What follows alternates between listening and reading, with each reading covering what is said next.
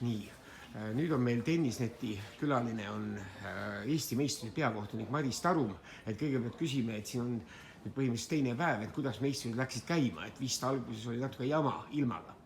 Ja tõepoolest meil eile, kui oli kvalifikatsioonide päev, siis saime mängida ainult 4 mängu ja siis tuli meile korralikud vihmasahmakad, nii et olime sunnitud siis lükkama need pooleli jäänud kvalifikatsioonimängud tänasesse päeva, kus me suutsime nad siis hommikul ära lõpetada, et need samad mängijad said siis veel hiljem pärast lõunal mängida oma esimese ringi kohtumised.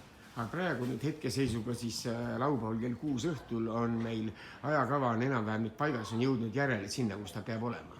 Jaa, tõepoolest, et pidime küll täna veel algust nihutama 2 tundi edasi, ei saanud päris kell 10 alustada, alustame kell 12, aga nüüd oleme saanud järjest kõik mängud väljakutele ja loodame, et saame ka tänase mängu lõpetada, kuigi me mängime kindlasti üsna hiliste õhtutundideni, aga loodame, et jõuame ära mängitud. No peakohtuniku töö on ilmselt sulle juba harjumuspärane, aga see on tegelikult kindlasti mõnes mõttes raske, et peab väga palju kilustama igast erinevaid probleeme lahendama.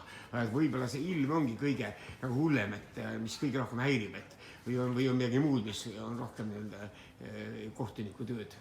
Jaa, täpselt nagu sa ütlesid, et on hästi palju erinevaid teemasid, millega ma pean jooksvalt tegelema.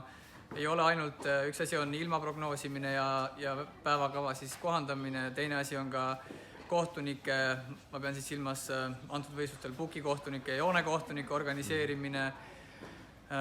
Pean ka siin jooksvalt vaatama, et oleks kõik tagatud siin pallid, väljakud, broneerimised, et just siin alguspäevadel on tööd üsna palju. Ja siis viimane küsimus, et nüüd peamised, nüüd on kõige suuremad lahingud on veel ees järgmisel nädalal, et mida siis ütleksid fännide või pealtvaatajate, kes tahavad siia kohale tulla, et kas ikka tasub tulla vaatama? Ja kindlasti tasub ja kutsun üles kõiki tulema vaatama ja Eesti meistrivõistlustel on läbi aegade tegelikult olnud selline väga hea meeleolu ja melu, et inimesed tulevad kõik paljud vaatama ja tribüünidel on rahvast et see kindlasti on hea vaatamisväärtus.